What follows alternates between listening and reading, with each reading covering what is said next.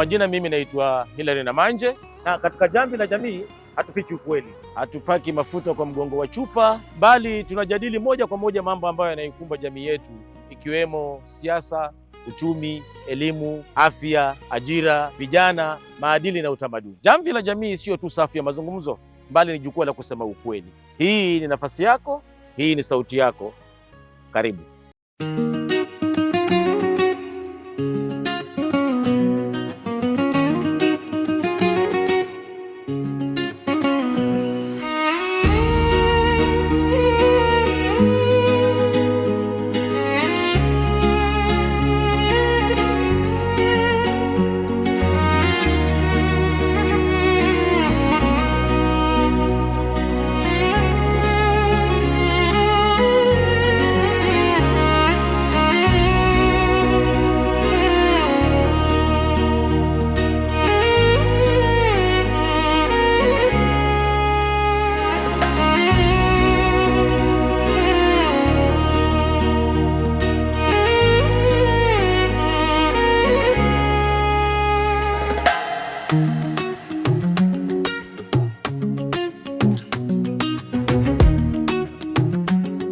Karibuni tena kwenye Jamvi la Jamii, jukwaa ambalo tunalitumia kuyadadisi mambo yanayoguza familia na jamii.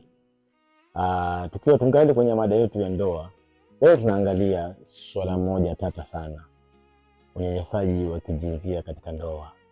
Je, watu ambao wamependana, wakatongozana, wakachukuana, wakaanza kuishi pamoja, inakuwaje mara moja kwa moja mmoja anageuka kwa mnyama na kunyanyasa mwenzake?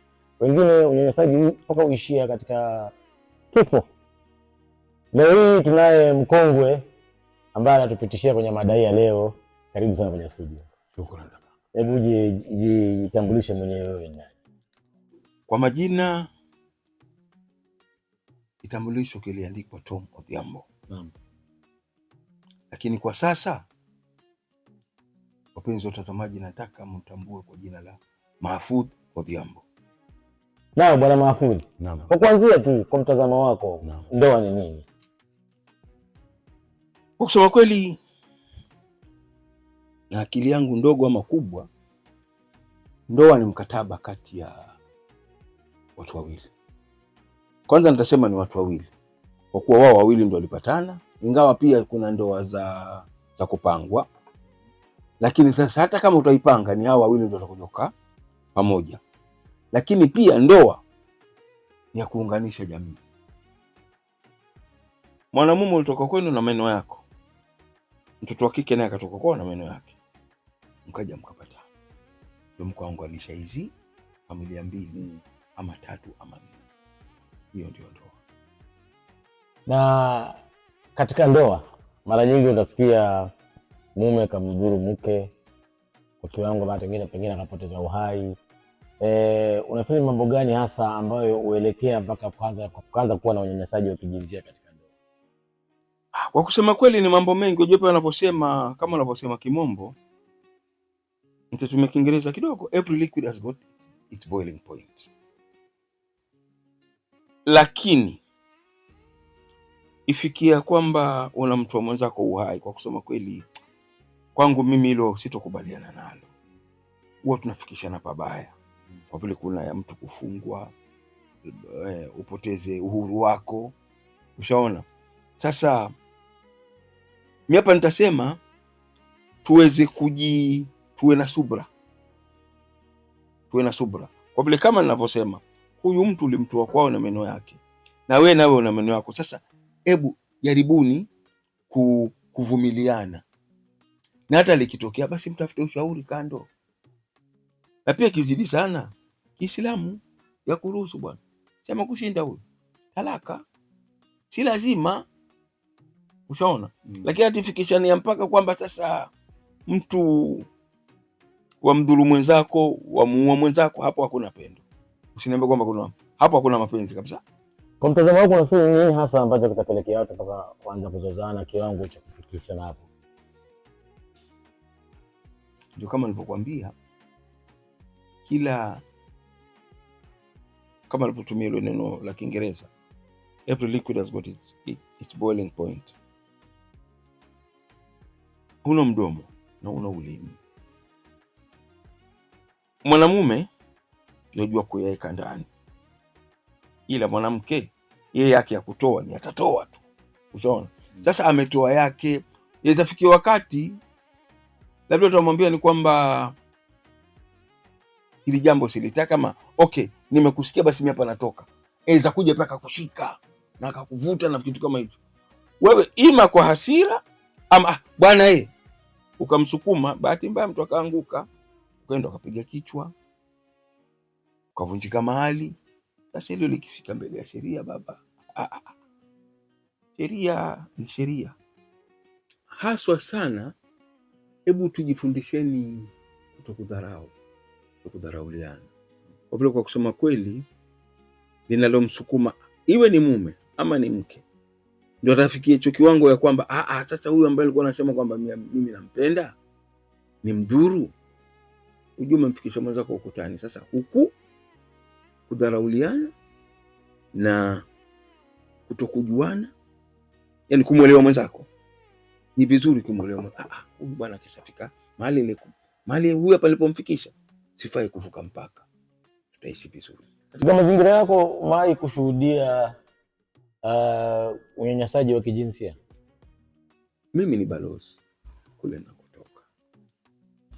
Nakumbuka wakati mmoja nilikuja nikaitwa, so balozi njoo bwana, hapa pana dharura fulani. Nikifika kweli mume na mke wapigana. Sasa mimi nikauliza wale waliokuwa pale, mbona nyinyi hamkuweza kuviamua hivi? Dhana nyingi katika akili ya watu wengi, kusema kweli, tulionao hukuma kwetu ni kwamba hivyo ni vita vya mume na mke, usiviingilie. Ushanielewa? Vita vya mume na mke usiviingilie.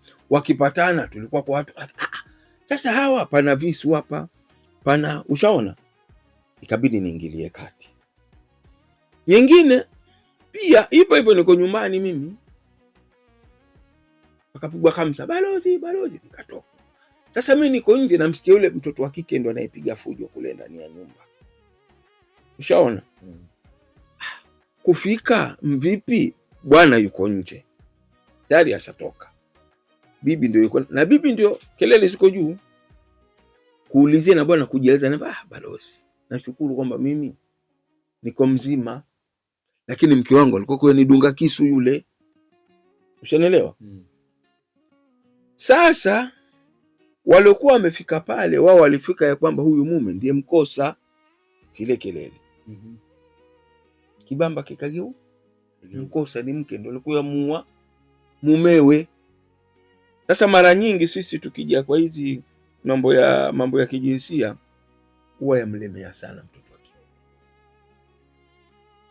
Nitakupepa kisa kimoja kitambo. Wakati wa tineja wangu, na rafiki yangu ambaye saizi yuko hapa, yuko Ulaya. Wakati huo stage ya basi pale ambako pana Naivas saizi hapa Mombasa Mall ndio ilikuwa stage ya Kenya basi ile. Tulikuwa tuenda disco. Mimi, huyo rafiki yangu na rafiki yake wa kike. Sasa tumesimama tungoja basi ya kwenda Serena, basi ya mwisho. Wao wako kando. Kuka kidogo ukasikiani sauti kama mtu ni kupigwa kibao. Watu wote tukigeuka, yule mtoto wa kike amemkwamilia yule rafiki yangu wa kiume na yualia. Umma wote ulienuka baba na komando, kijana wewe, mbona unampiga mwenzako? Sasa watu wote wataka kumpiga yule kijana. Palikuwa na mama moja hapa kando, hikma sana. Kaambia hebu kidogo tafadhali. Na mama alitumia maneno ya busara. Jamani, huyu mume wetu mtamuonia bure. Mkosa ni huyu mke mwenza. Usiona ile maneno ya hikma bi mkuu aliyotumia. Mkosa ni huyu mke mwenza, alompiga mwenzake ni huyu mke mwenza. Ushaona? Sasa nyinyi mkisema kwamba mtaka kumwadhibu huyo mume wetu, mtakao mfanya. Sasa watu ndio likawa ingia. Kibao kililia kweli, aliokuwa akilia ni huyu mtoto wa kike, kijana angeliumizwa. Ushanielewa? Sasa mara nyingi haya mambo yakitokea, waume hujua kuyaweka ndani. Lakini kama ilivyo desturi, mama zetu, wana wetu, nyanya zetu, ni mashangazi wetu, mama zetu wadogo, wao wana hiyo advantage ya kwamba hata kama litatendeka kwao, si kwamba tuwachukia, la, ni ukweli wa mambo. Hata likitendeka jambo, kitambo wewe wa kiume ujinasue kutoka hiyo shida. Sasa ndio mimi husema pimeni katika mizani, tusiwe wepesi kumwadhibu, yani na kumhukumu huyu mwanamume. Tuangalieni pande zote mbili, kwa vile upumbavu hauko pande mahali pamoja, mkasema kwamba wenye shida zaidi ni wanaume peke yao. Ushaona, shida iko pande zote mbili. Sasa siku tutaanza kuliangalia ile jambo kwa pande zote mbili, hapo ndipo suluhu tutaipata. Lakini ikiwa kila siku sisi tuangalie tu pande uni wa kwamba mume peke yake ndio huwa kakosa, sijui basi suluhu itatushinda kuipata. Katika umri wako umai kunyanyasa au kunyanyaswa?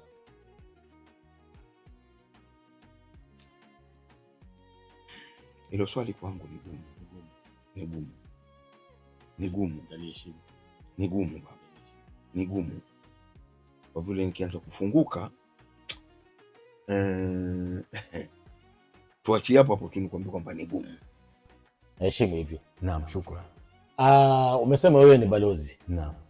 Katika kesi nyingi ambazo unazotatua, mara nyingi chanzo huwa ni nini?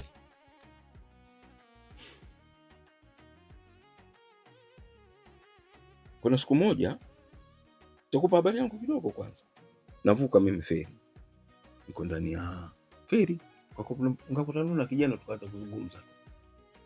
Alichoniambia ni kwamba bwana babu, basi mimi bwana ninaamka tu nyumbani, mke wangu lazima uamke, amka. Sasa mimi hapa nikiangalia leo nilikuwa sina mpango wowote kuhusu chochote, kuhusu kazi kule mahali ambako mimi mwenda nikafanya kazi zangu, lakini nalazimishwa, mbona fulani. Hino habari ya kwamba unafananisha labda nyumba yako na ya mtu mwingine, hizo pia huwa ni kesi nyingi ambazo nazipata. Ushaona, mtu anakuja paka na kufungukia mtoto wa kike, ambapo kwa kusema kweli tupata mitihani mikubwa. Huyu siku tu akitaka yeye ndio yani wa kufanya mapenzi. Yani mtu anakutamkia paka lao la chumbani. Umenielewa? Lakini ndio kama ninavyosema,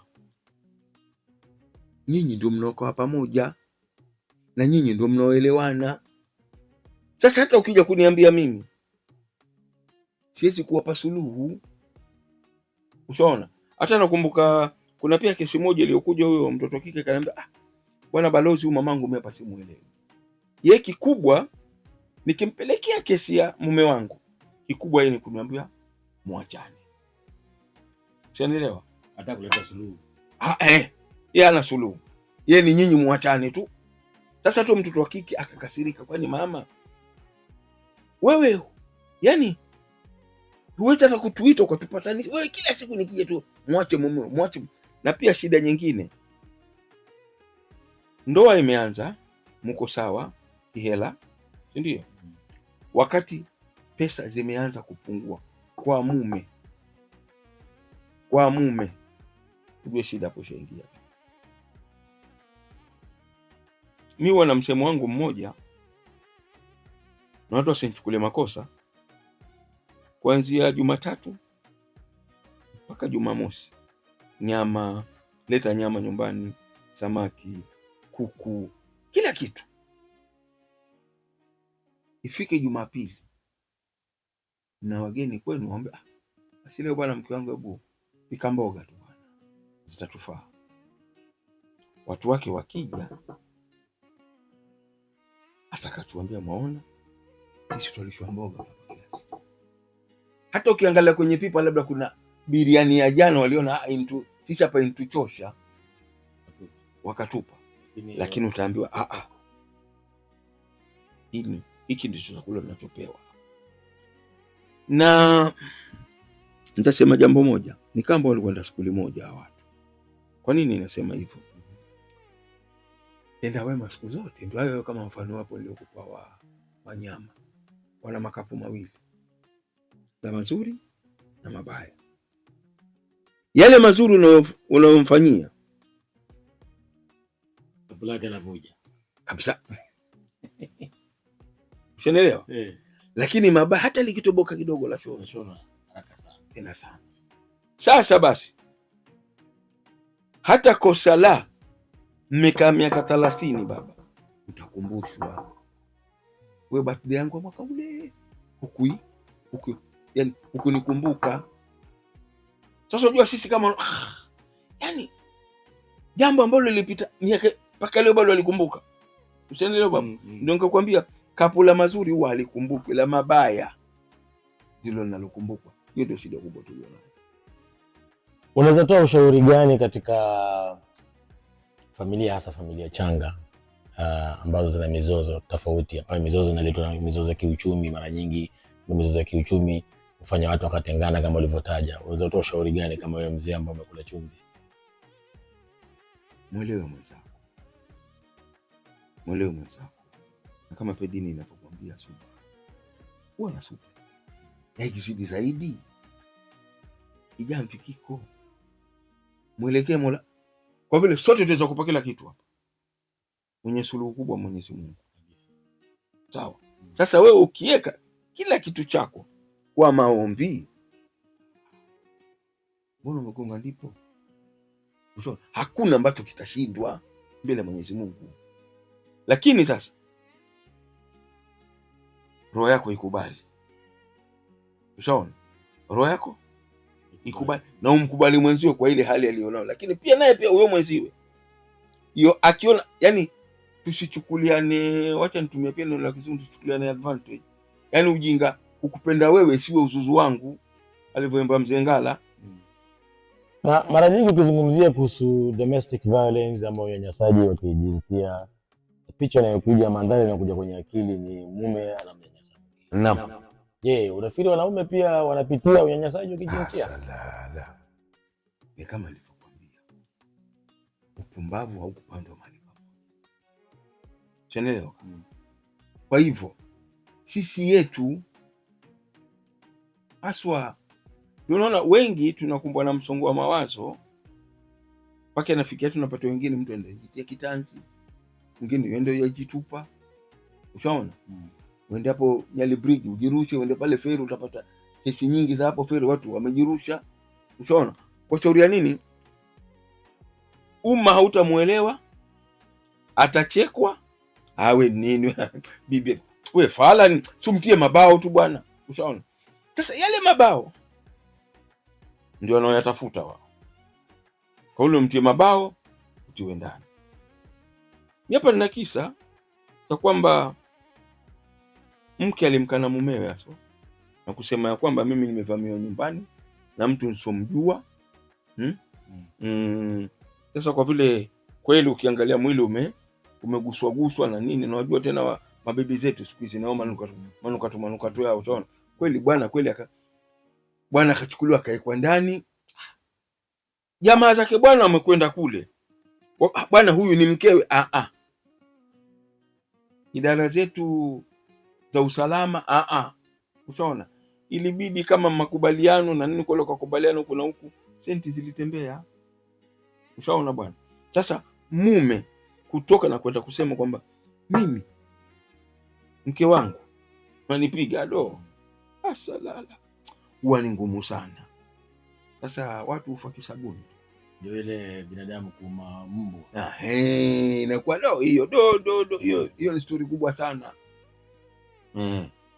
Kwa mtazamo wako, kuna aina ngapi za unyanyasaji wa kijinsia unazozijua? Kuna moja tuseme ni huko sasa kupiga mtu, yani ile wazi, kutumia kwa mfano mwenzako punching bag.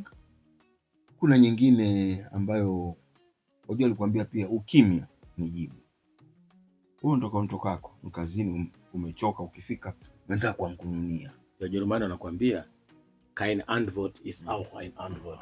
No answer is also an answer. Is also an answer. Ushanielewa? Sasa wewe umfika nyumbani umechoka huko ulikotoka, ukifika mwenzako ankununia. Ukisoma kweli psychologically, kwa msongo wa mawazo, hilo jambo litakusumbua. Achana, anayejua kiatu kinachomuuma wewe. Huyu ni mwenzako ambaye wewe walala naye kitanda kimoja bwana. Haya, leo ninunia hivi, akinidunga kisu, labda na maji ya moto pale, akija akinimwagia, pana mafuta ya moto animwagia. Siku hizi paka asidi yatumika, unaona. Sasa wewe lazima ili jambo litakusumbua, na hata kule unakokwenda kutafuta posho yako ya kila siku, sikudanganyi, hautakuwa sawa. Kule kunyamaza tu, hata sikupigi, hata heri pia angalau basi tuseme Mungu anisamehe, samani, labda hata asanipiga kibao ile yametoka. Kimya hiki. Mjomba ndo naenda kuchapa kibao, mambo yaishi. Ndio hapo sasa. Hichi kimya nacho chaumiza sana. Na palipo na unyanyasaji wa kijinsia watoto wanaathirika kivipi? Lazima. Ndio nakwambia, katika msongo wa mawazo mtoto kama ni shuleni kamshinda, mtoto wengine pia labda alikokota akojua kitandani, ashaanza kujua kitandani, akisikia kelele anajikunja. Alafu pia ile kujiamini. Wajua madama ameviona nyumbani na labda wazazi walikuwa wakipigana kelele na mnakaa kwenye mtaa. Sasa ukitoka tu, yaani mtu yaani amtizame yule mtu ajua watu baba na mama walipigana. Sasa kwake yeye kule kujiamini, hata kama alikuwa kule anaendelea vizuri darasani, lazima masomo yake yatashuka. Baba na mama wapendani, na ndo alishi watu wawili ambao yani yeye wajua unichokoza naenda muita baba. Ushaona, yamwamini babake. Na labda aliona baba akirindimu hapo ndani ya nyumba. Huyu ndiye babangu kweli. Anakula kofi na ametulia. Ushaona? Kwa hivyo yeye pia kama ni mtoto wa kiume ataona huko ninakokwenda je itakuwaje? Na kama ni mtoto wa kike kama kuolewa ndiko huko basi sitaki. Sasa itawaathiri katika maisha yao.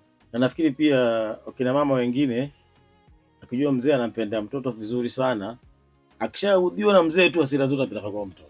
Anajua nikifikisha hapo ujumbe umefika. Ndio nikwambia, piga mbwa kujua mwenyewe. Usielewa? Sasa kweli yeye hasira yake ni ya yeye na mumewe, lakini sasa kwa nini ipeleke kwa watoto? Unaona? Sasa watoto lazima wataathirika. Hiyo ni lazima. Tusidanganyane. Lakini kama anavyosema, mpige kwa mafumbo, kama mume mpige kwa mafumbo, ama mwende mamalize huko chumbani. Sasa mwingine anaanza hapa kwenye meza ya kula. Ushaona? Shida kubwa sasa inakuja hapo kwa watu. Pia nataka kufikiria kwamba njia nyingine kubwa ambayo akina mama wametumia kuwanyanyasa wanaume ni katika ile tendo la ngono. Anajua huyu yapenda hapa ndio full stop. Nikimkatalia basi. Unafikiria pia ni njia moja ya unyanyasaji? Sitoiweka kwa kina mama peke yake. Ndio chembele chobali, mimi narudia lile neno langu nalopenda kusema. Upumbavu huko pande mahali pamoja. Nyinyi mlishikana. Wewe ulikuja na yako, yakaja na yake. Wewe kutoka huko tulikuwa na watu wako ambao kama ni hilo dudu ambalo kwamba wasema kwamba walikuwa wamefuata kwa huyo mume yeye, lakini uliona yeye niyo yake peke yake, si ndio? Na yeye pia akakuona wewe mwenye maana ya nini? Sasa wewe ukianza kunyima, ukiona ya kwamba huyu hapa anamfundisha funzo, si ndio? Chembelecho mtoto mdogo, wewe mwanao akila nyumbani na ashibe, ndio kula kwa jirani. Sasa wewe utasema ya kwamba wamnyima upate kumfundisha, si ndio? Wajaribia na msukuma wa jirani. Bwana wewe, haipimwi, si kwamba utaiwekea gauge pale ujue inkwenda kilomita ngapi. Kila moja ujibebea mwenyewe bwana. Unielewa? Sasa akienda kule apate ya kwamba akifika kule yachemshiwa maji, kitanda kimewekwa milangi akatandikiwa miasmini. Akienda kule, wewe nguo uliovaa kuanzia asubuhi, hata kama tuseme ni wafanya kazi, ima wafanya kazi ama taufanya, mke ni nguo mgomba kupalilia. Usikia? Leo mume akirudi nyumbani, kama wewe ni mke wa nyumbani wanavyomwita housewife, alivyokuwa cha asubuhi ndio yeye kupata hivyo hivyo. Umetoka kazini, yategemea aliokuja mbele, aliokuja, si ndio? Lakini umefika nyumbani, jipambe basi. Mpambie pambo la mume. Ushaona? Lakini sasa wewe umekuja unjieka vile vile. Haya. Utapambiwa huko nje bwana. Wenyewe kwambia usipojipanga utapangwa. Katika maisha ya sasa shinikizo limetiwa kwa girl child. Imetayarishwa sana. Huyu mtoto wa kiume amesahaulika sana.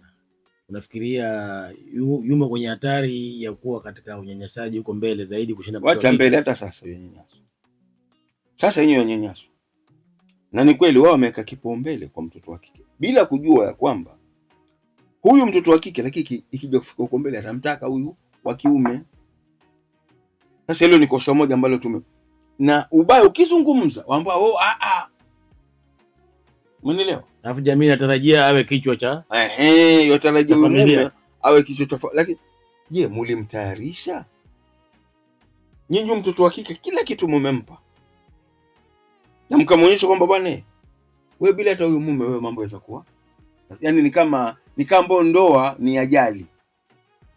Ushaona? Hapo ndilo kosa tuko nalo. Huyu mtoto wa kiume naye pia apewe kipaumbele. Mimi pia nitarudia pia lingine. Shida kubwa ambayo tuko nayo. Na ukiangalia wanasiasa wetu wanavyokwenda. Women empowerment, youth empowerment. Women empowerment, youth. Jamani. Huna youth wenu mlionao huku. Ujana sisi hapa tuliopitia. Uzee wetu hamjaupitia. Ujue mwaja huku. Sasa badala nyinyi pia mjitetea kwamba huko mbele tunakokwenda.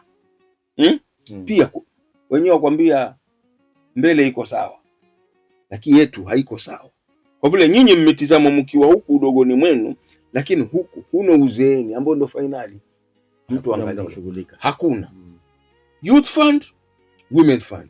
Youth fund na hino no youth fund amata women fund ikija. Bado lazima mtakana mimi mzee, ndio pate kuyapanga. Sasa ndio shida kubwa tulio nayo. Tunaambiwa katika hii nchi mwanaume ukishafika miaka 35 unapotea kwenye data.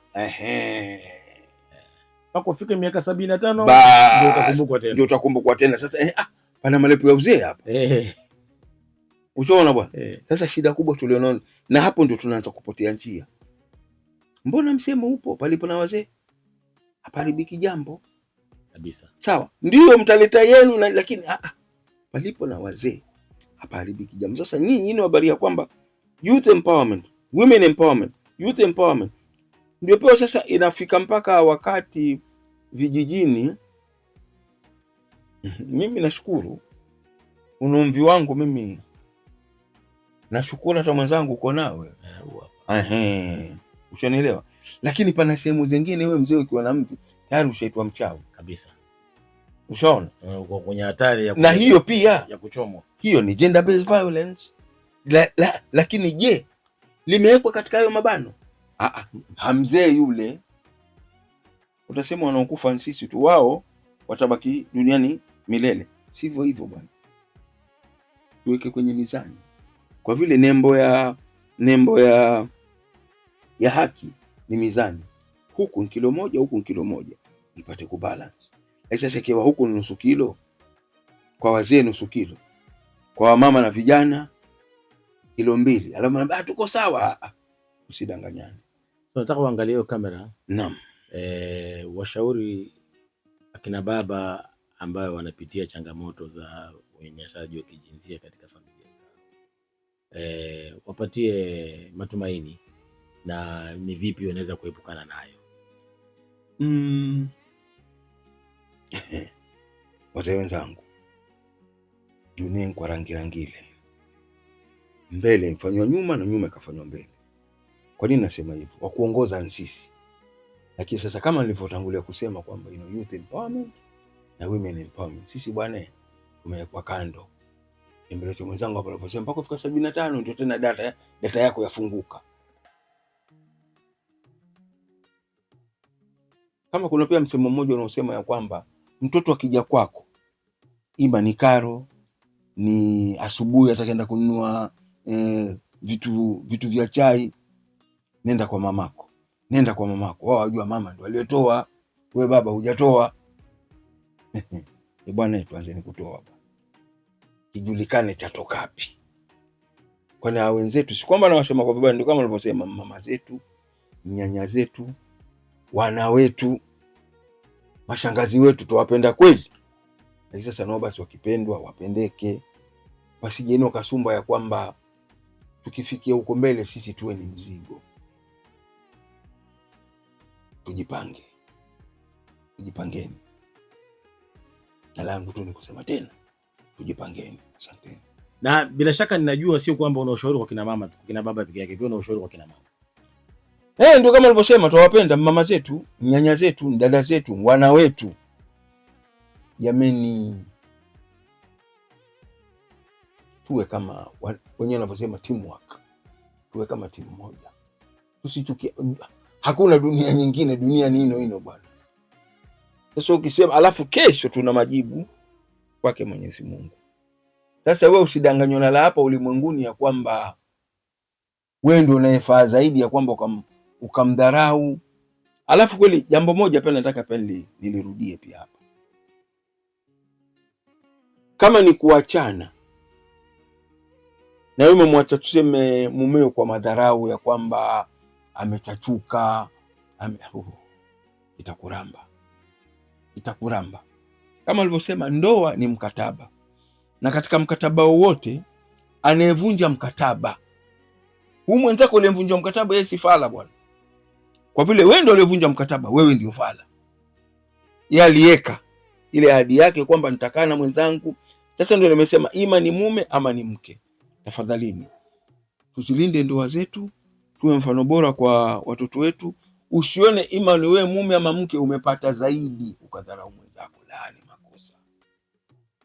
Kaini kama timu moja, mpate kuzaa wajukuu wetu, vitukuu vyetu, vinyinginya, yani mpaka utembe na mkongojo wa Swahili. Ni hayo tu nitakwambia. Tomu, asante sana kwa muda wako. Shukrani. Kwa ufafanuzi wako. Shukrani. Lakini naona wanitizama, ngoja tuende kule nje uniulize kwa nini nimeng'ara hivi bana. Ngoja uniulize hapa kuelezea. Promote bana. Kwa sababu mimi ngoja nikwambie kitu. Niambie. Yaani hapa nakutazama hivi bwana. Nimekuona. Nakuonea uwivu. Nakuona vile unatizama. Nakuonea uwivu. Maka nilijua ngoja pale nje kuniuliza nakuonea uwivu bwana. Mimi naona talangu nitandaliwa hayo. Kwa nini? Unajui bwana? Ndazaliwa Mombasa. Asante. Nazaliwa Mombasa. Alikuwa vitu naambia nikuelezea. Ule uwanja hapo Makadara nilikuwa yani nikiogelea hapo nyuma ya Kenya Cinema. Nilikuwa naogelea aswa. Promote siku hapo mbele bwana. Asante. Na kuna kila aina ya makanzu. Waulize. Taja mwenyewe tu. Waulize, utaki mwenyewe. Absolutely. Shukrani. Asante sana kwa muda wako. Shukrani kaka, shukrani. Natumaini nimepata jambo moja au mbili kutoka kwa Bwana Mahfoudh. Amesema nisimwite Tom Odhiambo, niite Mahfoudh Odhiambo. Na kama umepata jambo lolote, tafadhali usisite kusubscribe, usisite kulike, ili hii video ipate kuwafikia watu wengine, kile ulichokipata nao wapate kukipata. Asante sana, mpaka juma lijalo, panapo majaliwa Mwenyezi Mungu.